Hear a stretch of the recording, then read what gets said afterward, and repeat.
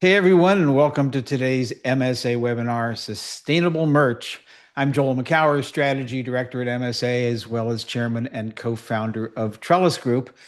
MSA, for those who don't yet know, is the Music Sustainability Alliance, an industry consortium that helps artists, venues, and other stakeholders learn, innovate, and collaborate to accelerate a sustainable future. Um, we had a slide on that. I don't know where it went, but um, so anyway, before we begin, couple of housekeeping details. First, this webinar is being recorded and the recording will be available to review or share. A link will be sent to all registered participants probably within a couple of hours after this concludes. Second, you'll find the chat button at the bottom of your screen. Clicking on that opens, well, the chat box. Feel free to introduce yourself and say where you're dialing in from. That chat box is also how we'll be fielding your questions, which we'll get to later on, but which you can ask at any time starting right now, or simply share whatever's on your mind related to sustainable merch. So, with that, let's get going. The proliferation of t-shirts, hoodies, and other merch sold at music concerts and festivals may seem anything but sustainable, but there's a growing movement to change that. So, what does responsibly produced merch mean in practice? What are the actual timelines, costs, and trade-offs involved? What should merch teams consider when selecting suppliers? And are there any standout examples or lessons? Over the next hour, we'll delve into those questions and examine how music merch is being reimagined from reuse and remanufacturing to supply chain innovation, and what it takes to align commercial ambition with genuine responsibility to people and the planet. Joining me today are Madeline Weir from Reverb, Mickey Weiner from the CSO Shop, and Luke Logeman from Green Music Australia. And a little later on, we'll hear from three innovative suppliers, Eco Fashion, TS Designs, and Recover Brands. But first, let me hand the talking stick over to Madeline Weir to introduce an exciting new resource. Madeline. Thank you, Joel. And thanks everyone for being here today. We're really excited to share the guide with you and to talk a little bit with some suppliers that we've been working with to develop the guide and on different merch projects. So I'm Madeline Weir. I'm the Director of Impact for Reverb. If you don't know us, Reverb is a nonprofit that helps the music industry with all things sustainability.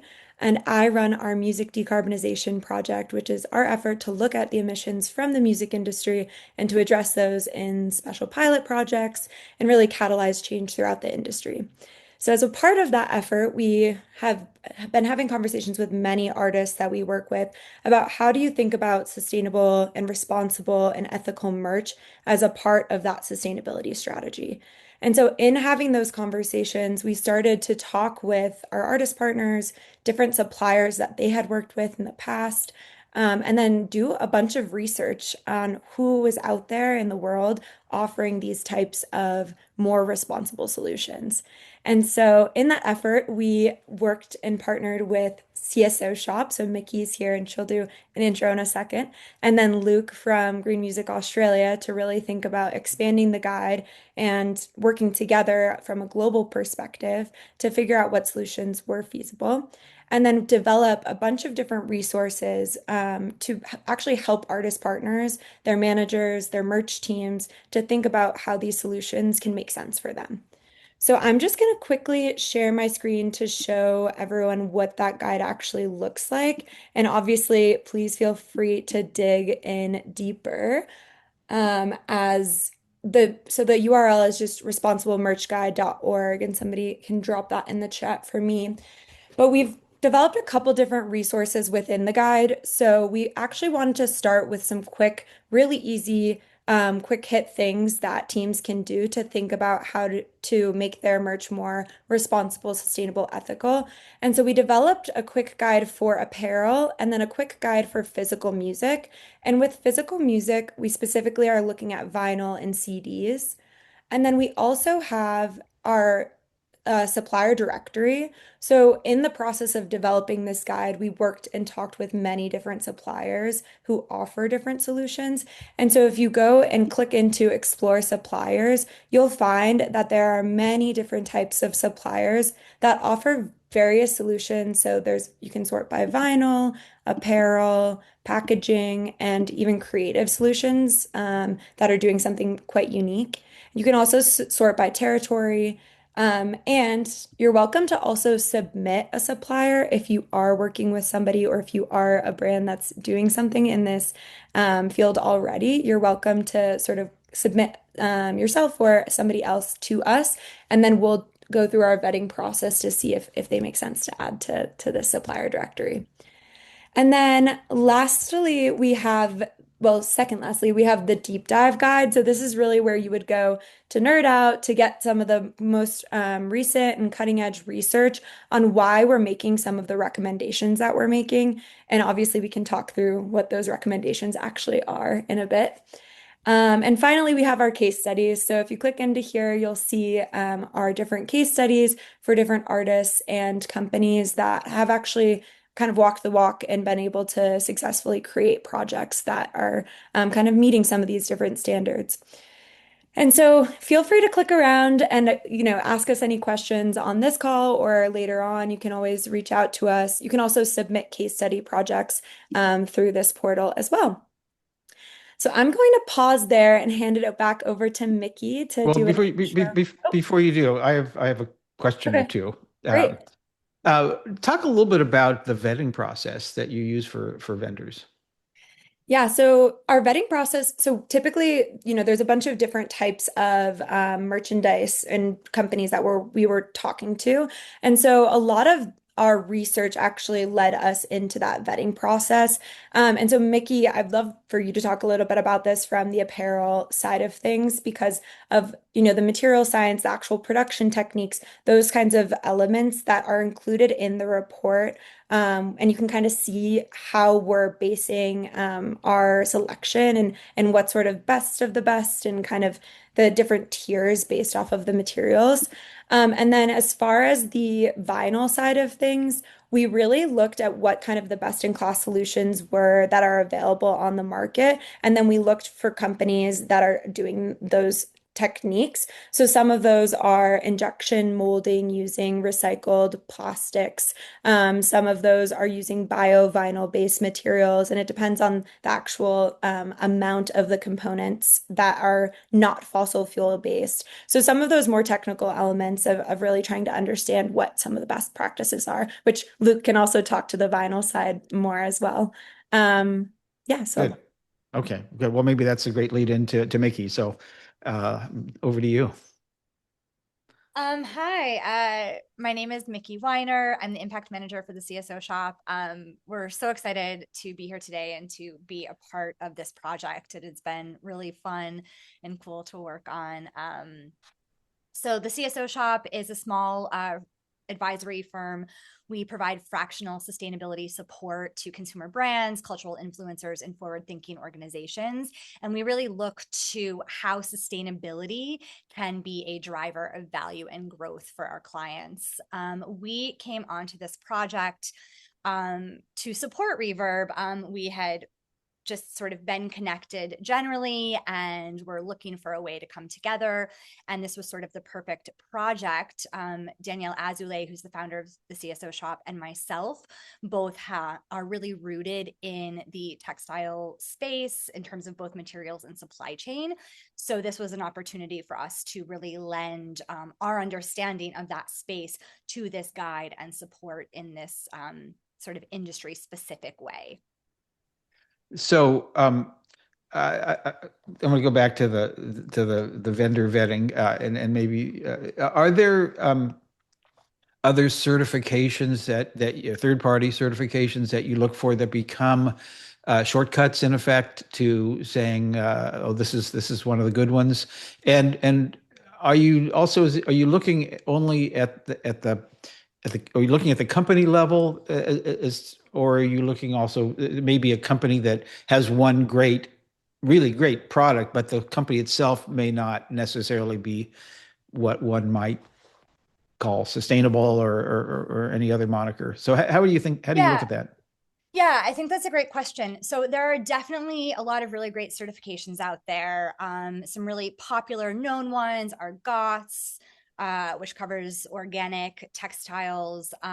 There's Blue Sign, which is for chemical inputs. There's Ecotex. There's a whole bunch, right? And we can Right. list off what all of those are. Some are more popular than others. And I would say this about certifications. On one hand, they're really great shorthand, and they're a really great signifier to a buyer, whether that is B2B or B2C. And on the other hand, certifications are also businesses. So there's always a bit of due diligence to do just beyond the certification. But they can be a really great way to sort of signal, okay, this there's a third party that is checking the box and saying, yes, this company is doing what they say they're doing.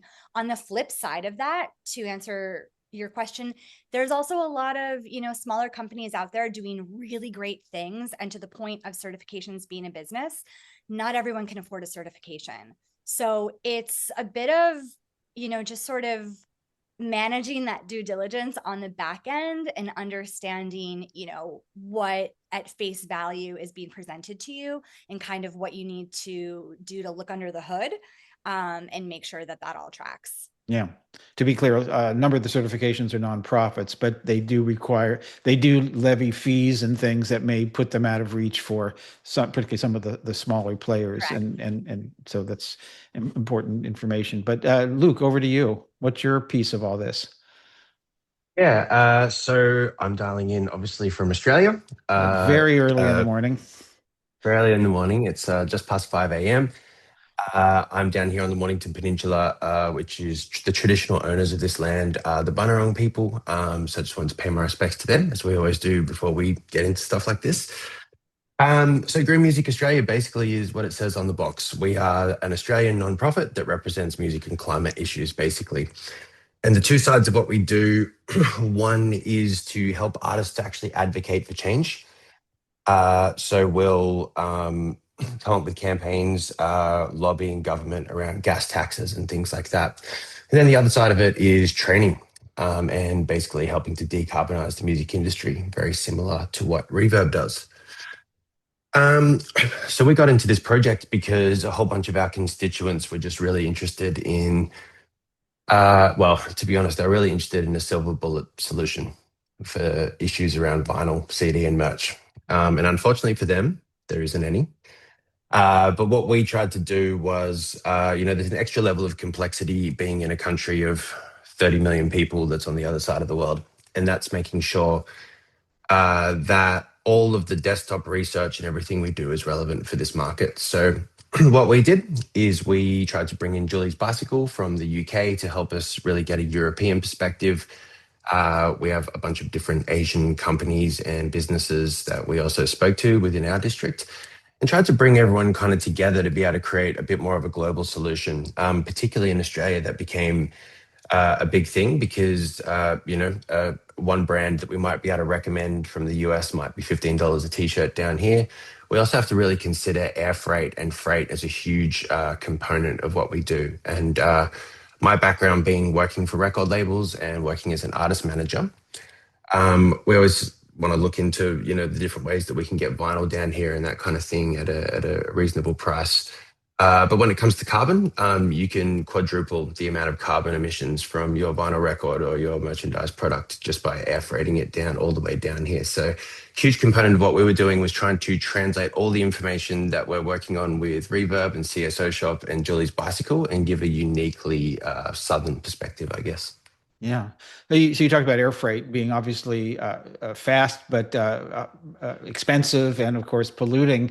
The alternative is ocean cargo shipping, and that can take 2 to 4 weeks to go from the west coast of the United States to where you are.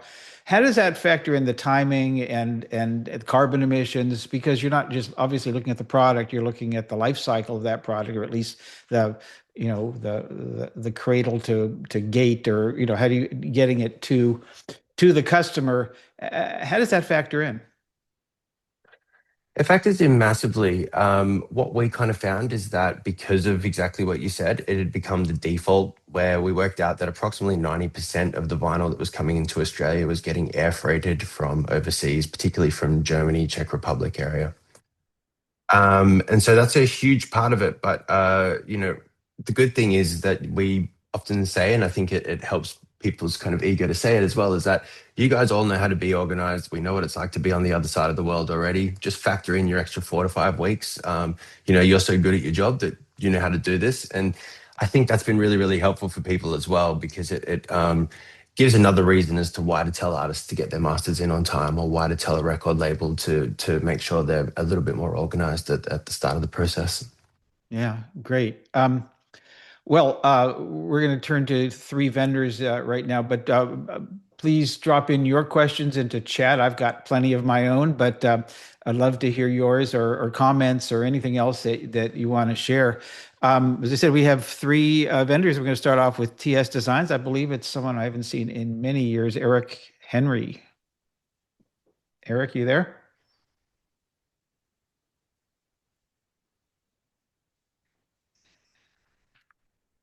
Oh, There you are. working now? Yep. Hey, Eric. Joe, it's been 1,000 years since I've seen you. It has. Yeah. So talk a little bit about TS, and I know you've been doing this a long time, and some of the innovations you bring, and to specifically to merch. Thank you, Joe. And again, appreciate the opportunity and having to speak today. Yes, I started my t-shirt business when I was at NC State in 1978. So obviously a lot of things have changed since those times. And really what comes to us is when our business was wiped out in 1994 with the NAFTA, North American Free Trade Agreement. We had built a business around high volume contract screen printing. And by 1996, all the brands we're working with had essentially left the country. We were early adopter of what they call the triple bottom line: people, planet, profit. Later became the first certified B Corp in North Carolina. And we're very fortunate in North Carolina to be at the intersection of agriculture and apparel. So we started connecting directly with the cotton farmer. And, basically, so one thing you talked about earlier is all about certification. There's a ton of certification out there, but we're also a big believer in transparency, because I think without transparency, certifications can be just get you into a greenwashing situation. So in the mid 90s, we developed a process called Rehance, and still unique to the industry. We're able to print the garment dye. So we have a lot smaller inventory base. We print those shirts, and then we garment dye those shirts. And that way, we have a print that's in the fabric, not on the fabric, doesn't crack, doesn't peel, you can be ironed. As we've learned along the way, and as the industry moved overseas, we also found we've learned new things. First of all, we make way too much stuff. The number we use in our business, 30% of the apparel that we use is never sold. And so that way, with smaller inventory base and quicker to the market. The next thing we learned probably about 10 years ago is now the proliferation of polyester in our apparel. And now we have a microplastic problem. So we walked away from polyester, I'd say about 10 years ago. And we're focused on, again, domestic apparel manufacturing in a transparent supply chain. So what you've created, is that proprietary, or have you shared this, or do you want to share it? How does that work? Because obviously you've worked for a long, long time, damn near 50 years at doing this, and you need to protect what you've created. But also, I know in a lot of companies there's this uncommon generosity of sharing the technologies if they're not proprietary. So where does what you do fit into that? Yes, we're very interested in licensing technology. Matter of fact, we're actually working on some new IPs that will even enhance the process we're doing. Move screen print to digital, and we've got a new IP that's coming online called Affinity. All this will roll into what we're calling Color Fast. The challenge that we have, Joel, is that we are building a different supply chain where most of the industry comes to this. They take a colored shirt, they put a print on it. With our process, you have to be intimately involved with the whole supply chain and how the apparel and the fabric is produced, and then the printing is done as garment. So it's a more complex manufacturing process. So we are in the process of hopefully rolling out later this year, sometime next year. And we want to license this because we're really addressing speed to the market and we want to be close to the market. Yeah, talk a little bit about this. Really interesting of how the T-shirt is produced. How does that factor into how you print on it? And is it the material itself, the organic or some other form of transitional cotton or yeah, just what do you do there? What's your involvement? Well, first of all, the big difference with our T-shirts is we're essentially printing on a white T-shirt, where most people are printing on unless they just want to keep it white, they're printing on a colored T-shirt. So again, we're intimately involved in how that white T-shirt's made. Give you a great example. Even 100% white T-shirt that you would buy off the shelf or whatever, most likely that's sewn with polycotton thread. Polyester does not work in our process. We have got to have 100% so that can be organic, conventional, regenerative cotton, but it's got to be 100% cotton. And the cool thing about it is now everybody's talking about, well, what do we do it in the life? How do we recycle our apparel? Well, when you start mixing natural fibers with synthetic fibers, it makes the recycling process harder. We have found that with our process, since we're already starting out with 100% cotton or 100% cellulose, and with our printing process being in the fabric, not a surface coating, much easier to recycle. And we are actually on the path to have a shirt that one day will be completely biodegradable. So we're solving that in the life problem. But again, it makes it more difficult on the or not more difficult, but more attention to detail in the manufacturing process of the blank than typically the industry needs. I know that a lot of people do not want their concert tees to be biodegradable. They want to keep them for a long, long time. But that does bring up the question before we move on to the next vendor. How do you ensure that what happens end of life? How do you ensure that they either come back or that the customer knows to recycle or compost them? What's your process there? Well, we were one of the earlier people we talked about transparency for supply chain. And one thing we started doing during COVID is we actually print, again, a water-based ink, no polyester label, a QR code. And that QR code not only gives full transparency of the supply chain, but also will be the platform that we can start building out directions on, what to do it into life. And again, it's a cotton product, so it's not going to fall apart on your body. I've got T-shirts that are well over 10 years old, but it's a cotton product. But again, we want to have transparency of our complete supply chain, the process. And I believe that also we have found has built trust in our operation, what we do. Yeah. Great. Well, thank you, Eric. I know you have to go in a little bit, but if you can stick around in case there's some other questions, but we appreciate you and the very long tenure you have in this space and for showing the way. Thank you, Joel. Yeah. I appreciate it. If I drop off, I got two other people from TS Designs that will be staying on this, that they can easily address any questions that come up. Great. We're going to turn now to Recover Brands and Bill Johnston. Bill, you there? We have to do a little quick switcheroo to get them on. Oh, I'm sorry. It's Ashley. I got that wrong? Yeah, I think Ashley's on. All right. Sorry. Oh, yeah. Hey. Sorry, Ashley. Oh, no, that's fine. We had a switch. Hi, I'm Ashley with Recover Brands. It's nice to see everybody. Yeah, I missed, I just joined, my internet went out. So I don't know if I missed a question. Nope. Okay, cool. Awesome. Well, I can introduce, I'm with Recover Brands. We're a sustainable apparel provider, and we are also based out of North Carolina. We focus on making apparel out of recycled materials, having a circular supply chain, and responsible production as well. For us, I think having a responsible merch is all about, verified standards, highly localized supply chain, and having a plan for the garment afterlife. And what's exciting is that, we can offer this kind of responsibility while still staying cost competitive and having deep stock and being able to get things produced within 3 to 4 weeks. So we have pretty quick lead times too. So how are you able to get the stock? Where does that come from, and how do you ensure a clean supply chain? It's a great question. So we actually own our supply chains. We have two supply chain. Well, we have two supply chains. One is made in the USA. Everything is made in a 250-mile radius of Charlotte, North Carolina. And our other supply chain is our factory within everything is made within like a 10-mile radius of our El Salvador plant, and everything is ethically sourced. So that's how we can kind of keep a pulse on that. Yeah.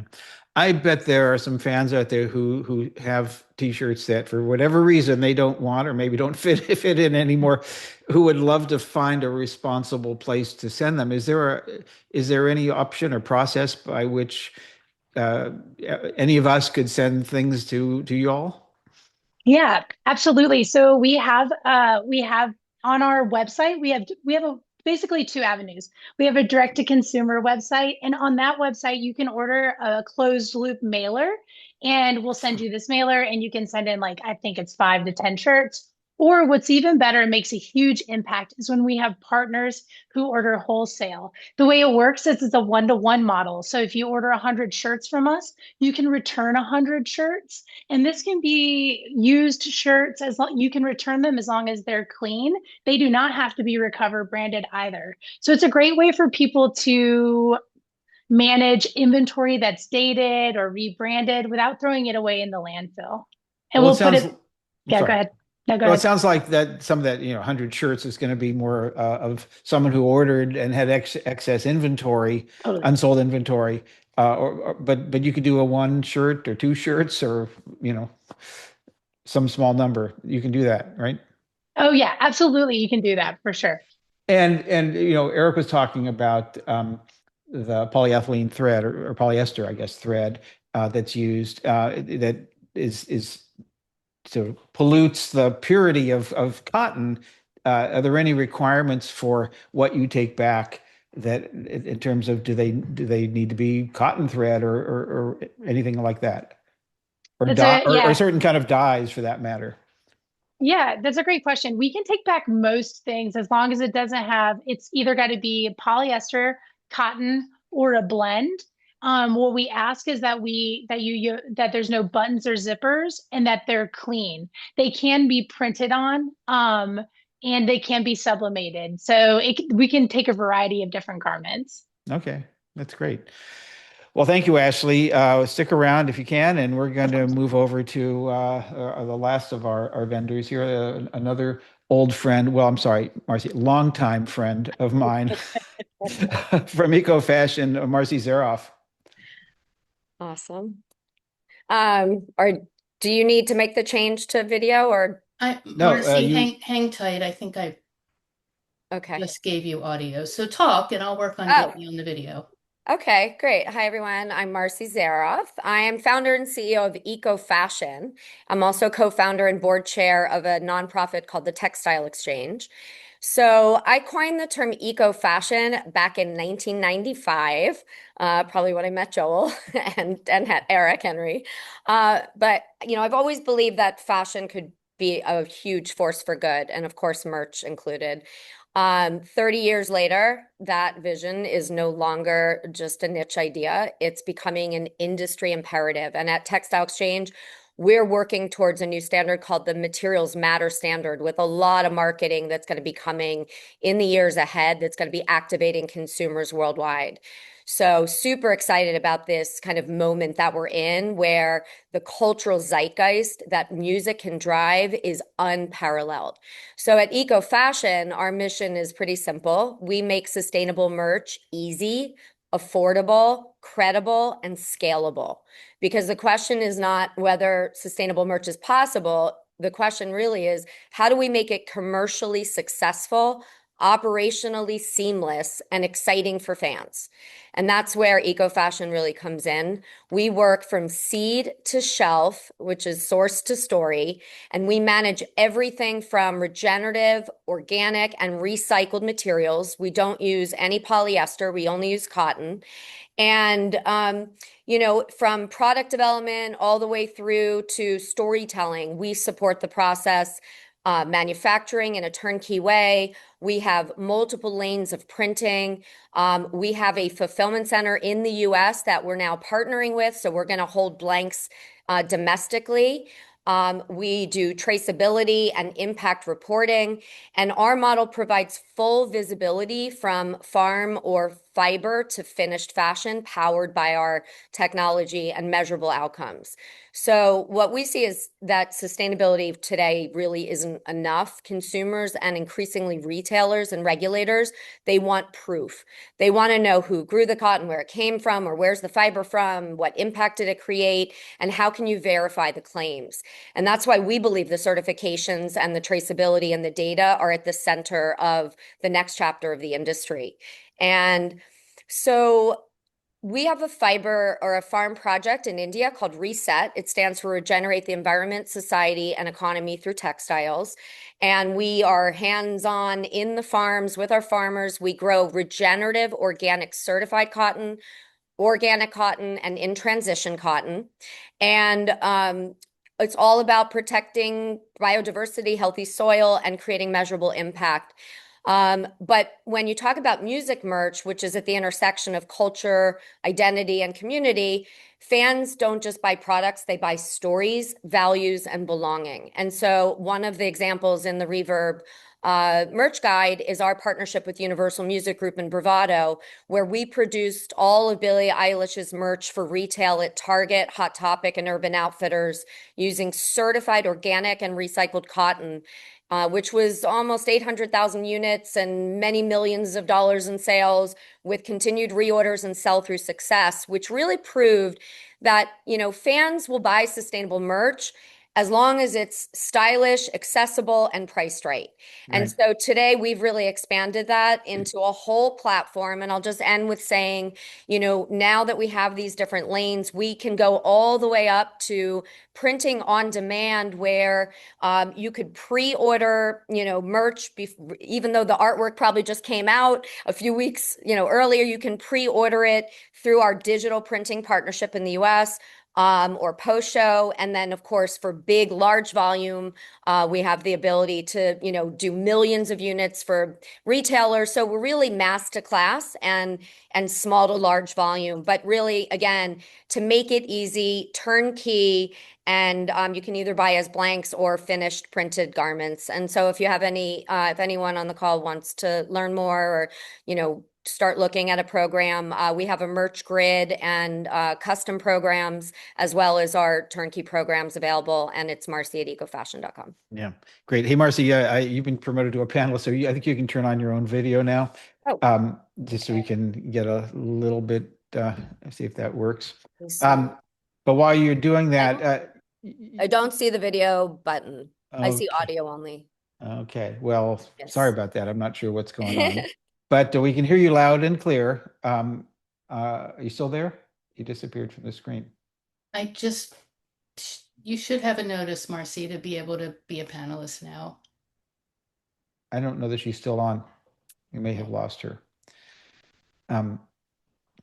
Well, let's go back to pivot to the three panelists. And is Mickey still there?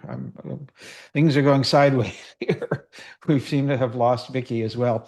But we have Ashley and Madeline and Luke. So I'm going to ask the three of you. Marcy just talked a little bit about storytelling. And oh, Marcy, you're there. Great. Okay.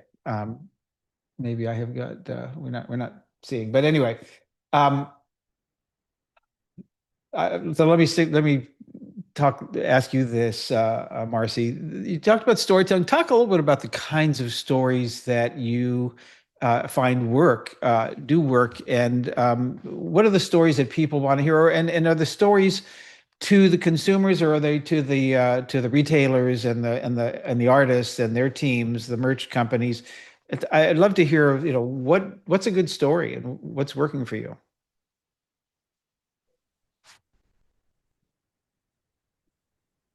Hold on.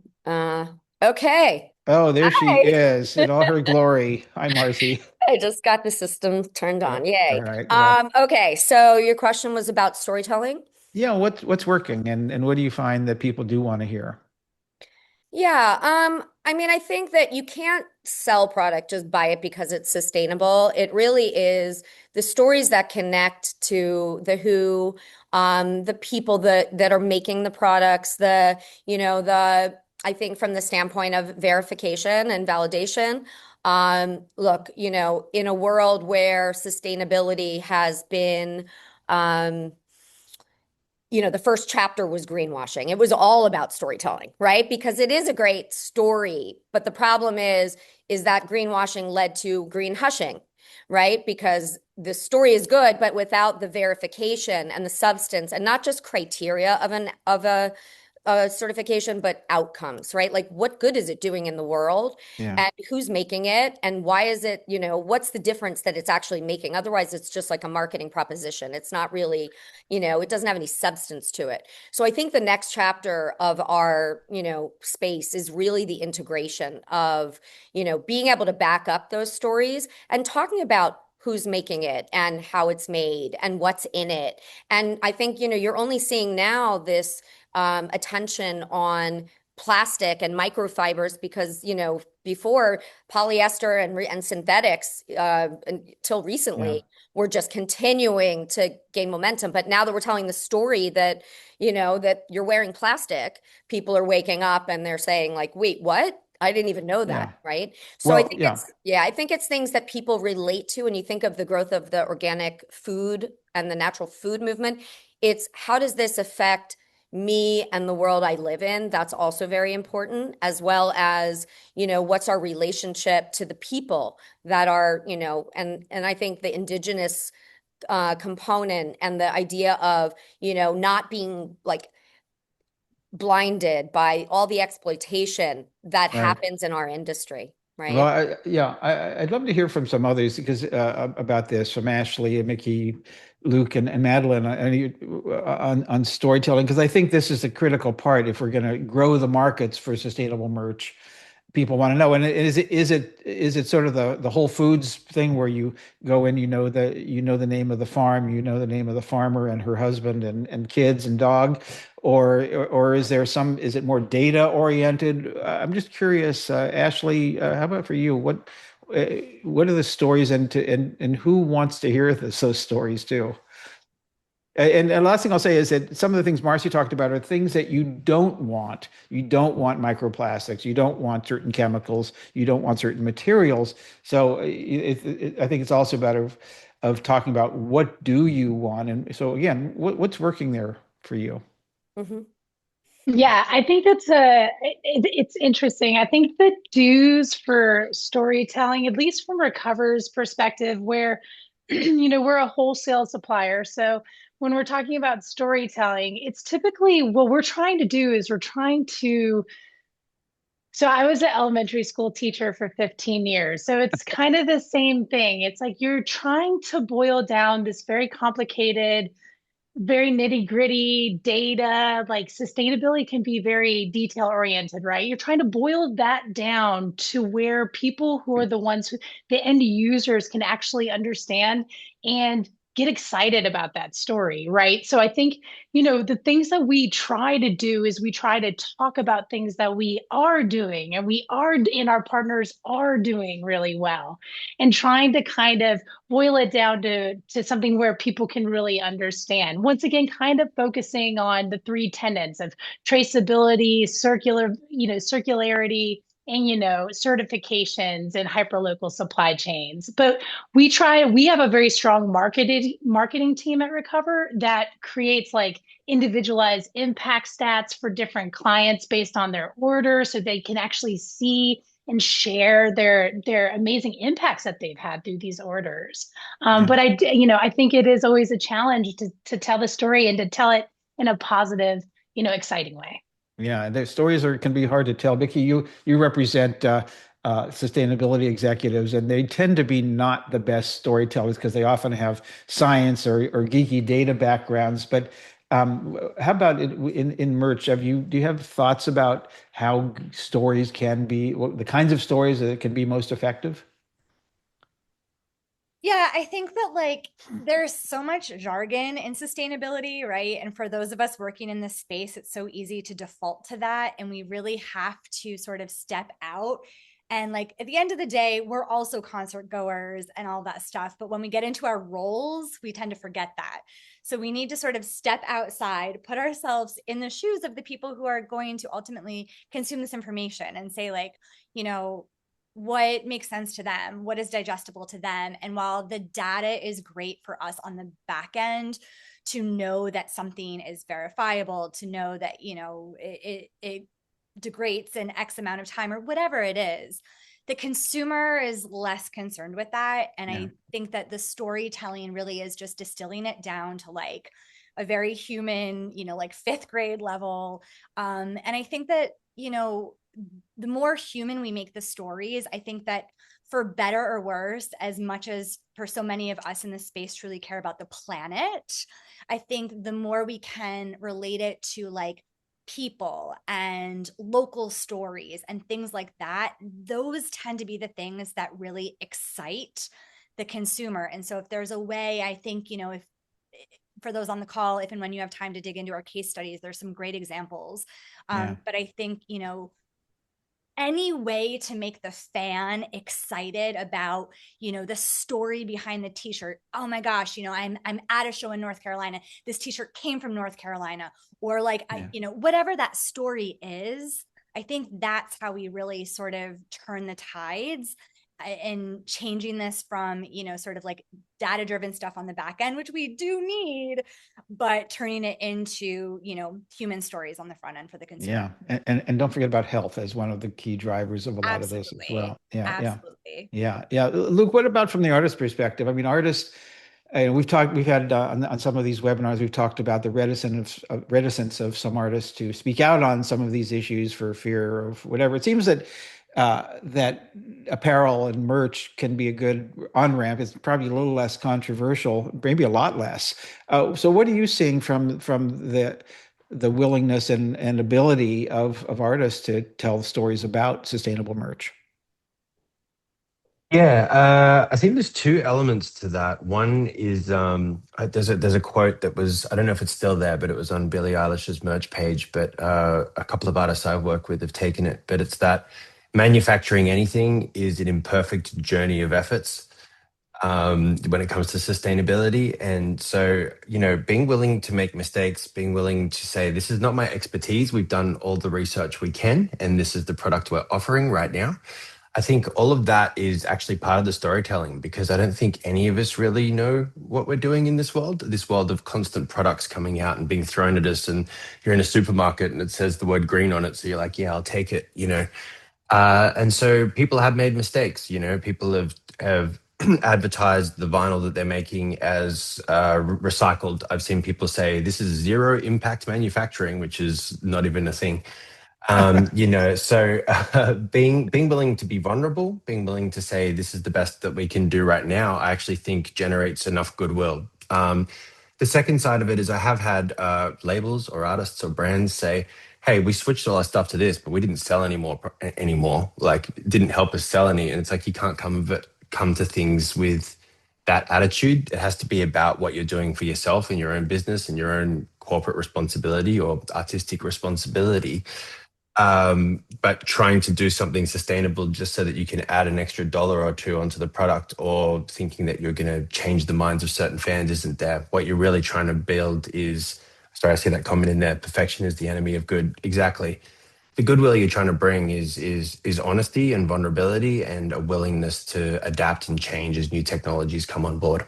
Yeah, well, one thing we didn't talk about, which gets to your comment about we didn't sell any additional units, we did all of these things, is the cost factor, which is not, it can be certainly non-trivial from a merch from a tour or band perspective. How does that factor in? And I know I see a lot of nodding heads on the panel here that might be some other thoughts as well about, what are these, how much more does this cost, and is it recoupable in the unit price or any other way? Luke, I'll start with you. Well, the good thing is, I think out of our 5 recommendations that we have on both merch and on vinyl, the first one in there is all around mindful manufacturing. So basically, only 100% manufacturing what you need, never overproducing. And guess what? That saves money. So that's a really good place to start. Is that, if you just take a beat, take a second to think about what you're making, take a second to think about what's going to be left over at the end, well, then you're already saving some money there. As for the rest of it, it does cost more to manufacture things more sustainably. Also, I mean, even just manufacturing something that is really, really good quality can sometimes lead to not being able to sell a second version of that product in 3 months, in Yeah. 3 years or something like that as well. So there is a bit of a loss there. But I do think, again, like the bigger picture of all of this is that better quality t-shirt is going to get worn for a lot longer. A t-shirt that feels like it's been made the right way actually creates a conversation potentially that someone has with someone else. And so you can't look at everything as just ones and zeros and just like a profit and loss. You've got to look at things as the overall kind of attitude that you're bringing to everything you're doing. And I think Yeah. that's where the win is. Yeah, I know. I've looked at some $30 or $40 t-shirts at concerts and felt them, and it's like, no, this is going to last about a year, and then it'll be somewhere else. I'll have to send it back to Ashley or someone. But Madeline, how about you? What have you found about price? Yeah, and just to build on what Luke just said, that's also additional like long-term branding for the artist, right? If the t-shirt's being worn for longer, then you just get that additional brand awareness. So that's another thing that's maybe not calculated for in the initial price. But I just had a recent conversation with a manager, and we were talking about this and talking about some different suppliers that they could work with. And when we actually went out to them for wholesale pricing, there ended up being options that were he was thinking at least $10 more per shirt. It ended up being options that were $2.50 more per shirt. So really the difference doesn't have to be that great. It obviously depends. You can have super, super thick and specific type of shirt that is $10 to $15 more, but you don't have to choose that. So I think it's all about trade-offs, what you are actually looking for and kind of what route you want to take. And then I think the other thing that I noticed some questions around like recyclability and creating products out of, old products. I know obviously Ashley could speak to that as well. But one other example on the Billie Eilish website is Iris Alonso, using old tour merch, flipping it inside out, over dyeing it, and then you're actually saving because you're not wasting an old shirt that maybe, didn't sell or was imperfect or anything like that. Also, upcycling old workwear is another example that we saw with Billie Eilish in collaboration with Sway, an LA-based brand that's on her website, which I can drop in the chat as well soon. So those were partnerships through Bravado that were able to be made possible. So there's ways to do it without it having to cost a ton more. It's just getting creative with some of those solutions. And Reverb really wants to be a partner in that conversation. So feel free to reach out to me and we can talk through what those options look like depending on what your strategy is.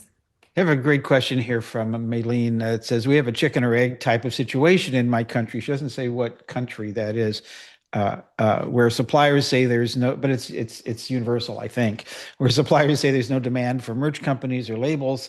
The labels say consumers are not demanding responsible products. The artists are afraid of greenwashing and even being lied to. So how do we break this, what you call it, this bad habit? Yeah, Marcy. I love that because when we started the Billie program and it went well, then the next thought was, why is this just for Billie? Like, why can't we make sustainability just the norm, not the alternative, right? Where with scale, which is what you get when you're not doing sustainable, you can actually get efficiencies on larger production. And the problem with so much of, our positioning as sort of a younger, relatively speaking, industry is the added costs are exponential. It's not just fiber, it's just smaller volume. It's the way we're doing things. And I think the unlock, what I spend a lot of my time doing and us at EcoFashion is how do we create as efficient of a supply chain as we possibly can, which is why we build up from the farm, our own farm, right? Because there's no brokers and middlemen. So on one part, It helps unlock all that kind of excess cost in the system so that we can try to be as competitive at the finished product level as possible. The other part is, of course, we have more of the visibility on our supply chain. We know where things are coming from, and when brokers or agents are being used, they just tell, their factories what they want to hear, and they get them from wherever they get them, and they don't even sometimes themselves know where the fiber came from. So I think, there's a lot of models now that are helping to think through cost from a true cost as well, difference. So like the on-demand printing that I mentioned earlier is an example. An artist can have a D2C, an e-commerce merch business with no inventory when there's on demand. If you partner with one of the companies that has, blanks and on-demand printing that can be done in a day or two, right? And even customized to the level of getting a super fan's name on the shirt with the art, because they're done in one at a time. So there's lots of ways to kind of like, that might be a more expensive shirt just because of on-demand printing, but there's no waste. So how do you factor that in, right? In terms of production. So there's, I think going just in summary, we have to stop looking at this as just Billy and people who are into sustainability, right? It's how do we all hold hands and collaborate and, in a way that just shifts the whole industry, that it becomes what everybody's using. Yeah, well, I think the Reverb Guide helps us move down that road a little bit. Yeah, but Mickey, I know you wanted to weigh in on this. Yeah, just to sort of add on to what Marcy's saying, I think that, especially in terms of the chicken or the egg, the more that we are reaching out and asking those questions to suppliers or to managers, wherever you are in this ecosystem, the more these questions are being asked, these topics are being brought up in conversation, that is a signal, right? And that does start to move the conversation. And so maybe today, managers are saying, well, no one's asking for this, but tomorrow or in a few months or, in a year's time, if we keep asking, suddenly, okay, now this is the new norm and this is just sort of baseline demand. So I would say, keep asking, keep having the conversations, even if there's pushback. This is how we make change. And in terms of that fear of greenwashing, right? Like green hushing, the lack of talking about what you're doing for fear of repercussion, that's a very real thing. But if we go back to the conversation before about storytelling, it's just being honest and transparent. It's, saying, hey, look, like today we're here because XYZ. Tomorrow we're working to be here. It's, and you do have to work with your team to figure out how to storytell this in a way that isn't just making excuses, right? But it's about telling the story and being honest about where you are based on, whatever your constraints are, but then also being transparent about where you are hoping to get. And I think that that's where people sort of can come in and understand and appreciate the work you're doing, even if, I know Luke brought it up before, like not letting perfect be the enemy of good. Yeah. Ilse and Emily over at TS Designs, if you have any thoughts or anything you want to share on this, feel free to jump in. Yeah, I think from our point of view, the even more important than the musician supporting sustainable merchandise is the musician or influencer or whoever talking about why they choose to source sustainable merchandise. I think that can have a huge impact on their fans and other consumers, because a lot of times, like you were saying earlier, if you go to a concert and there's a $50 shirt, you probably think it's of somewhat good quality, but a lot of times it's not. And so I think it's putting more responsibility on the musicians and influencers to talk about why it's important to them to source sustainably can have a much bigger impact. I know that we have had a lot of support from a couple of YouTubers who have gotten merchandise from us, and even in short little 5-minute blurbs just talking about us, we can get a huge customer base from that. So I think really putting it on the influencers who have the power to influence customer minds is the most important thing. Yeah, are artists actually or merch companies actually using influencers to promote their goods or their brands? Do you see that at all, Madeline?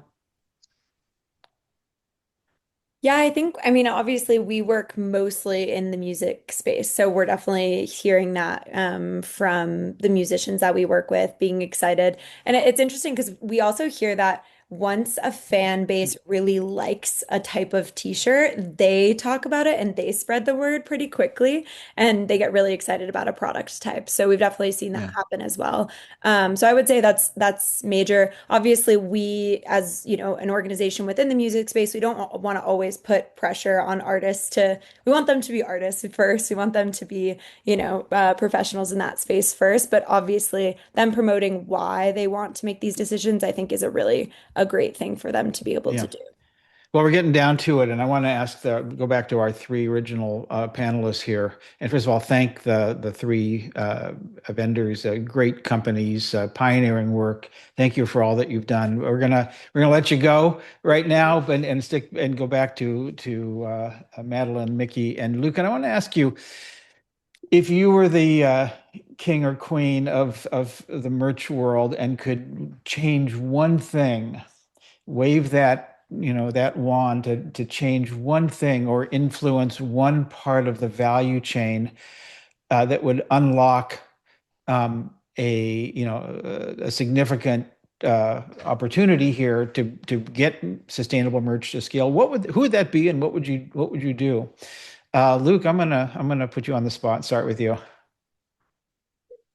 No worries. I think for me, it sounds weird, but I think it would be this notion of kind of respect when it comes to consumerism. And every artist and every brand kind of has their line they know that is respectful for planet and people, fans, everything. And I'll just give you an example is, obviously when people are manufacturing records, they might be tempted to make a few different colorways, which is great. I'm a collector of vinyl. Many of my friends are as well. There's great community building that happens out of that. But there's a difference between that and releasing 33 different versions just so that you can get a chart.